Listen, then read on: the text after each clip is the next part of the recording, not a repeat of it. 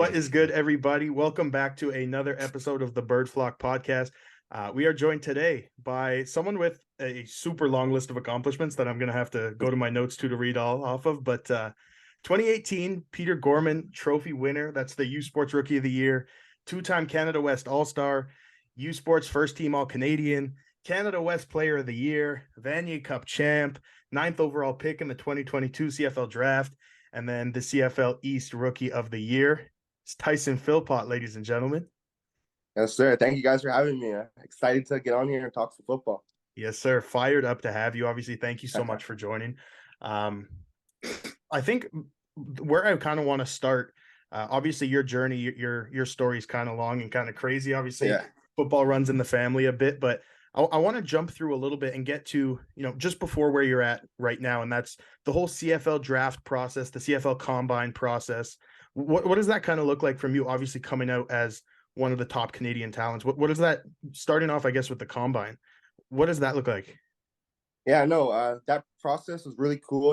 As a kid and stuff like that, you dream of the combine process, whether it be the NFL or CFL. And you kind of, once you get to that point in your career that it's time to put all the marbles in the bag and, it's time to get drafted. So I think that just as a kid and like growing up watching football and stuff like that, that was big for me. A lot of pressure, of course, just knowing of what happened in Calgary and what me and my brother were able to do.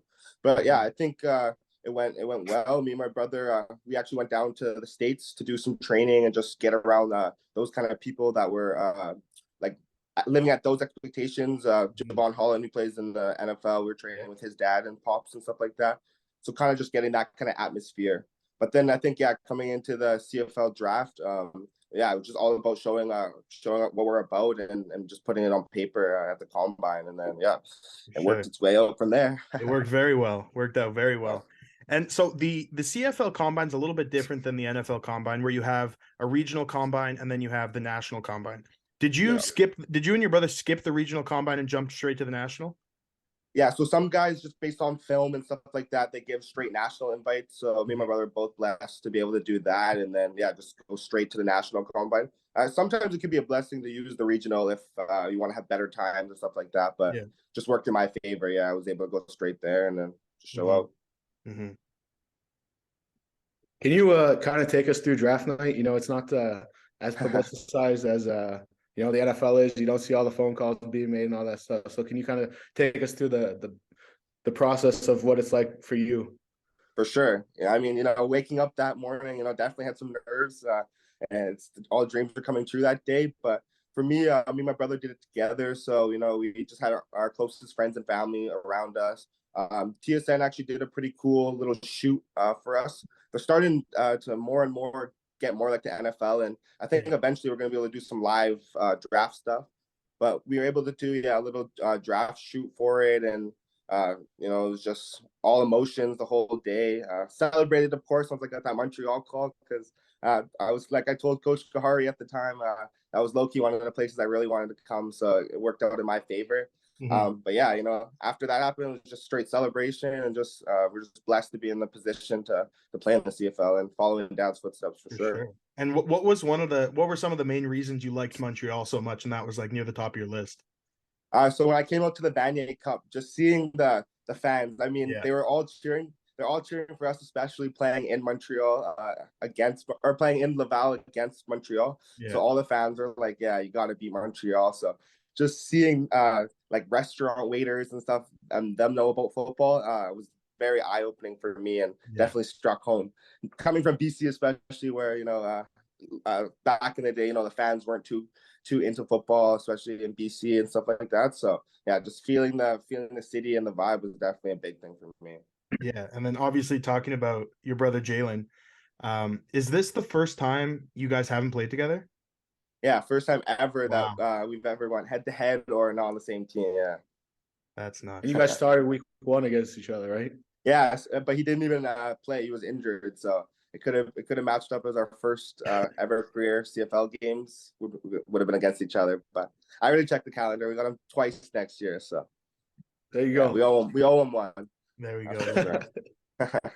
And we've talked about a little bit about your brother, but now about your father. Yep. He obviously played in the CFL for 7 years, and before we got on here, you talked about living in BC and stuff like that. How much did he help you you and your brother through the process of getting drafted and kind of in your both your first year in a place that wasn't really your home? Yeah, definitely.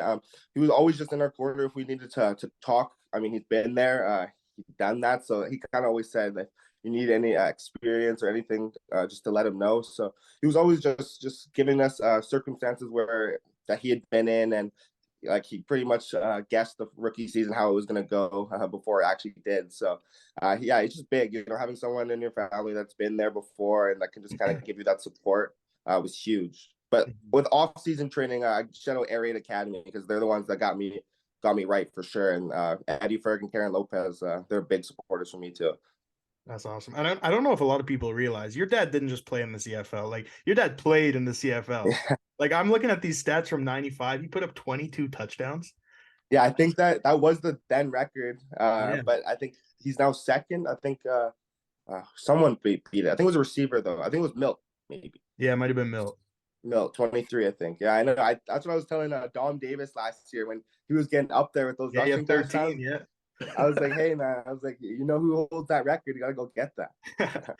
So how much of not necessarily chasing your father's legacy, but just the success that he had in the CFL, how much of a motivation is that for you kind of to chase, obviously he was super successful. Yeah, not huge.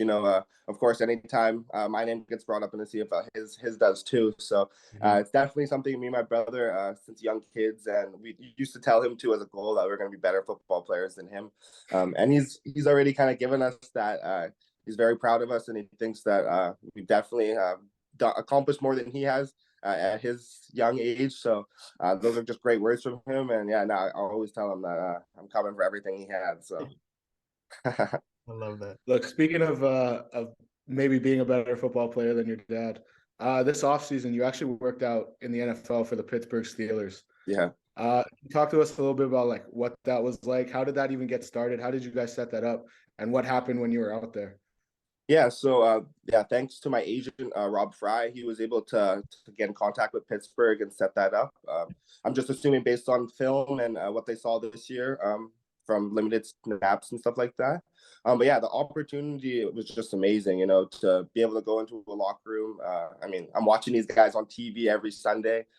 Seeing Minka Fitzpatrick and all these guys was a really cool opportunity and kind of just eye opener, when we got there, you got to see all the top-notch facilities and then have some lunch with all the guys, and then you're right on the field working. Wasn't too bad a workout, quick 25-minute, run some routes and stuff. I was there with Keon Schaefer-Baker as well, and he was running really good routes.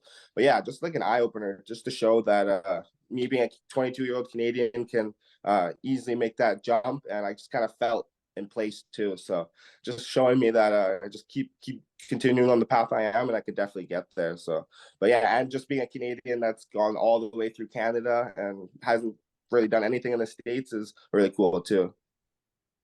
And when you were up there, I don't know if he was still on the team at the time, but had like Claypool reached out to you at all, and had you talked to him about Pittsburgh? No, yeah, he wasn't on the team. He had already been traded, but he's from Abbotsford, BC, so we train with the same Air Raid Academy that I mentioned before. So we have talked before and stuff like that. But no, I thought it would have been a cool thing now, get some Canadian receivers up there together. Yeah, that's awesome. And then, so jumping into obviously the CFL in this year now. Obviously we spoke to Stanback on Monday, and his big message was he wants to get all the boys back, right? Yeah. You look at the roster now. Jake's a free agent, Gino's a free agent, Reggie's a free agent. The whole receiving core outside of you, pretty much, is not under contract, which is crazy to think, but. Has your training or just your approach to the season changed at all, knowing that, like, without a doubt, you're going to be thrown into a much bigger role this year? Yeah, definitely. Having a talk with Coach Machocha at the end of the season too, just assuring me that I got to come to camp, making sure I'm ready to compete for a starting job. It's definitely an eye opener too. I was knowing it was going to happen and stuff. But yeah, I'm the same way. Stand back. I want all my boys to come back. But I definitely, mindset's definitely been switched to as soon as I get to camp, I'm going to win a job to start for sure. I'm not going to wait all season. But yeah, I'm definitely. I feel like there's gonna be some new faces for sure. Hoping we get all the boys back. Our room last year was just so close, and I learned so much from Gino and Jake and Hergy, Kaon, all those guys. But yeah, I definitely think next year is the time to go and build off the momentum from last year. So definitely gonna keep taking steps forward, and yeah, I'm ready to go for sure. Excited. That's awesome. Yeah, and the Alouettes came in December, and they hired a new coach, Jason Moss. Yeah. Have you had a chance to speak to him about what he kind of expects from you and what he expects from the team yet? Or For sure, yeah, we did have one conversation so far, and yeah, I'm really excited. From other people I've heard too, that he's just a genius with the offensive mindset, and he loves to get his best athletes the ball and move everyone around. So I'm really excited for that. And yeah, he told me his one thing was make sure you come with in the best shape of your life, because we're going to hurry up and we're going fast. So Love something that. I'm used to at Calgary too, and I'm excited to use your speed that way too. So yeah, I'm really excited for the new offense and I'm ready to go. you said before about you joked around saying like you got your offer from Pittsburgh in limited snaps. Do you think like your ability to make moves in space helped you get those snaps? Like you obviously came in, you're a rookie, you're not going to get those snaps right away. Mhm. You kind of turned into the Montreal Alouettes little version of Debo Samuel, where you could take a jet sweep and break it off for 80 yards if you have to. Do you see that being a big play in this offense too? Yeah, definitely. I feel like I've always kind of got that kind of comparison, me and my brother, always like to be the dynamic receiver, never want to be just one dimensional. So I think, yeah, having that running back kind of background and being able to take jet sweeps and stuff like that, just, yeah, can elevate my game so much and just bring so much to the table. I took a couple handoffs of the backfield too this year, and just doing anything that the team needed. So, but yeah, definitely, I think if some more touches, some more handoffs and stuff like that, I can definitely maybe get to that 1K mark. Mm-hmm. And I don't want to say like your first few games were a slow start by any means, because like at all, but fun little story. Shane and I, we have season tickets to the Owls. I was just gonna bring it up. So we have season tickets to the Owls. And before every game, we load up our little betting apps and we place bets and whatever, just to make the game all that more fun. And we just looked at each other on the drive up. We're like, Tyson Philpot, anytime touchdown scorer, plus 1,200 odds. Let's lock it in. And then you scored your first ever touchdown. Really? Yeah, that day. So it was gross. You got tackled at like the 5-yard line and still. Or maybe it wasn't the first. It wasn't your first one, but I know it was at home. Yeah, both my first two were actually home. It was either Winnipeg or Edmonton. I think it was Winnipeg, right? Yeah. Oh, Edmonton. Edmonton's first career ever.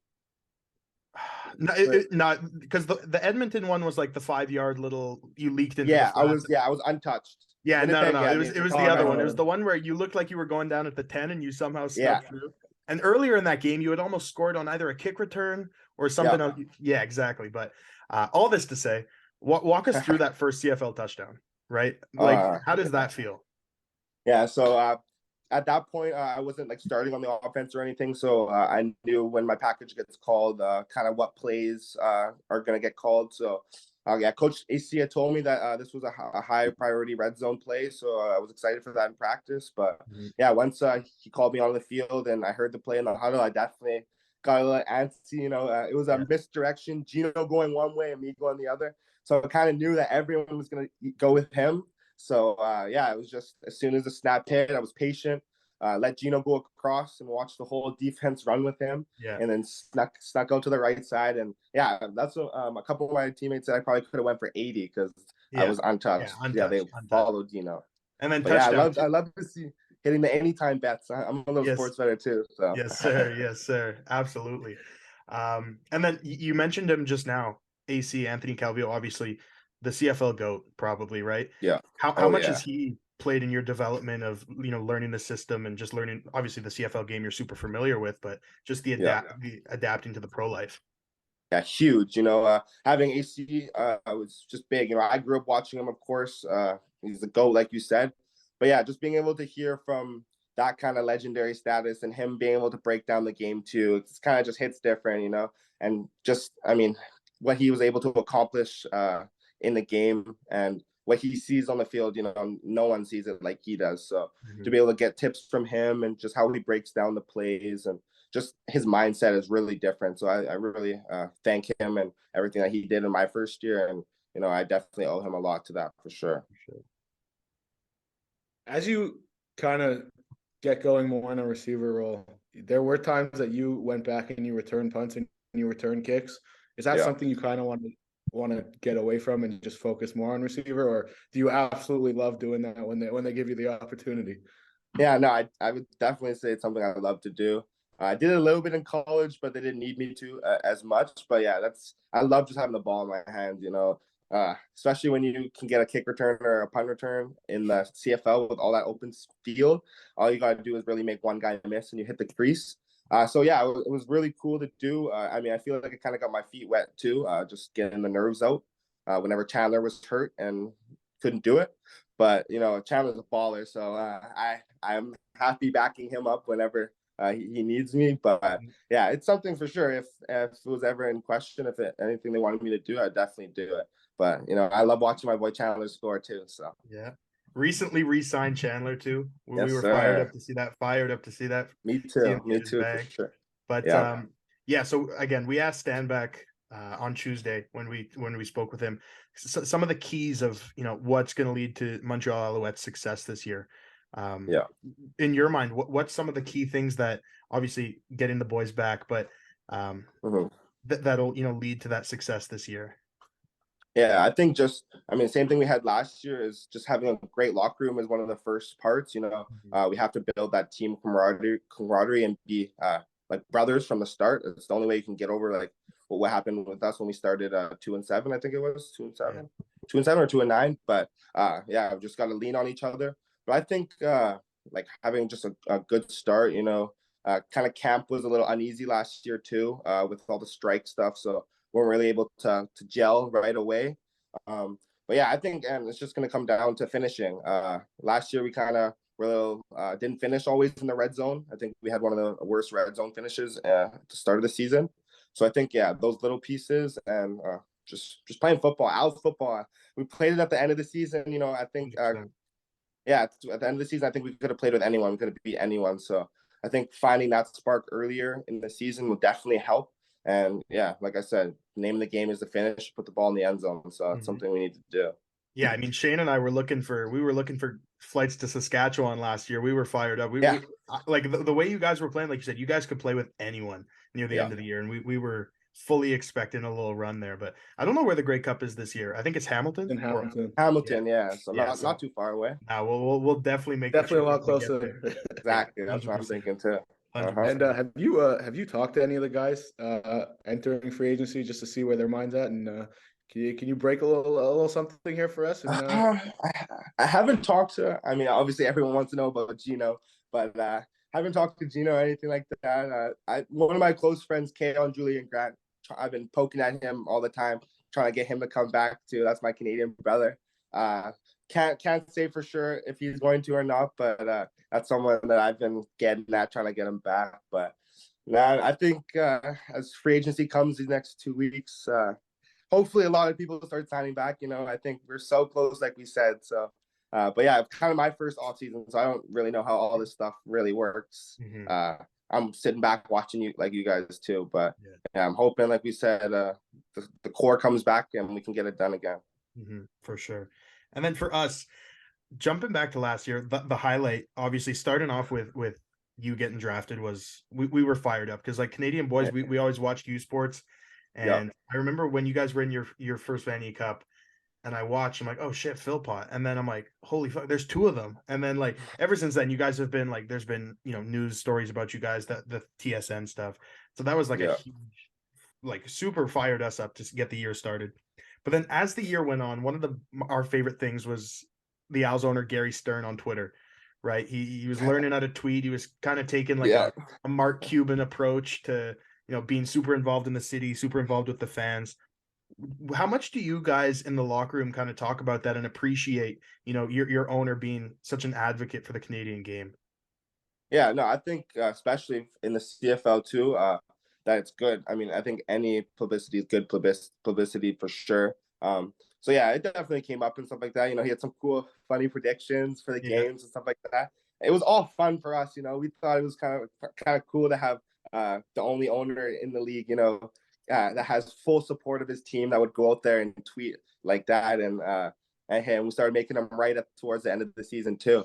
So yeah, I thought it was cool. No issues with it. I thought it was funny. I always talked to Gary too before the games and stuff like that. Gave him a fist bump and told him we're ready to go. So yeah, I thought it was funny. And if he comes back next year with the predictions, hopefully he comes right too. I'm ready for a week 1 predicted win for sure. Yeah, me too. Yeah, that was something you just brought up, but Will Stanback brought it up too last time, and how open Gary Stern is, and said that he gave Stanback his number and said call me anytime. How great is that your owner kind of like got rid of the barrier that most owners have with their player, and how does that make you feel? Like, how much does that make you want to play more for Montreal? Oh yeah, so much. Just knowing that you have the full support of your owner and everyone that's up top in the admin, and it kind of just makes the relationship a lot more easier too. You can come and talk to him if you need anything, or just have that, like you said, open relationship that there's not kind of like a hierarchy where you feel like you can't go up there and talk to him. And I feel like that's with all coaching and admin on our team has really been like a team first atmosphere and team first vibe. So never thought we could have any issues with any of the coaches. So it's really cool. Beautiful. And my last quick question here, we spoke about it a little bit before. The merch we're rocking right now is crazy. The vintage Al's merch. How deep into like the eBay and the Facebook marketplace archives have you kind of dove into to find some of this stuff? Yeah, no, so this one's actually custom made. I gotta shout out my boy Warren Newman. He was on the team for a little bit last year. His girl got it done for me. I got another vintage one too. But yeah, I've definitely hit a couple of the vintage shops in Montreal, and there's a couple Facebook marketplace accounts that I found. Yeah, that have the cool Reebok old school CFL stuff. So I've definitely got a couple things for pregame next year that I'm gonna rock. And yeah. Unfortunately, I've seen the old BC stuff living here, so I gotta make sure I have all the nice Montreal stuff too. And then just quickly related to Montreal, do you have any favorite restaurants, favorite spots you've hit in Montreal since you've been here? I mean, it's kind of like my favorite spot. It's kind of like, I guess you would say fast food, but the Poulet Rouge. We don't have anything like that in West Canada at all. So that's low key been a big spot for me. It was close to me too. But restaurants, I would have to say, now you got me thinking. I mean, poutine wise, Le Banquise is always fire. Yeah, classic. Classic. That's classic. I was put on that. But now I still gotta do some more exploring. There was a couple places in Old Port I liked. La Terrasse was cool too. Okay. But yeah. No, I'm excited to do some more exploring for sure. If you guys have any suggestions, yeah, we'll send you some recommendations for sure. For sure. I love to eat, so there we go.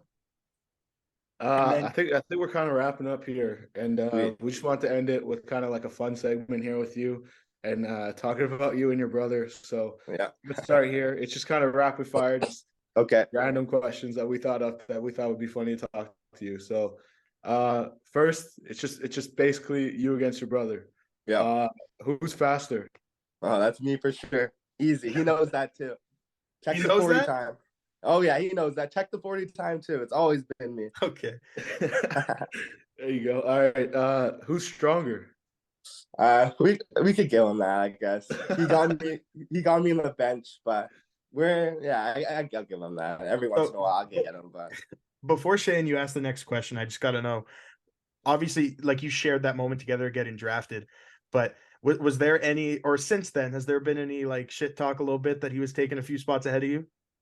Oh yeah, this probably comes up in almost every conversation. Not every conversation, but if we're together, it's gonna come up at some point, most definitely.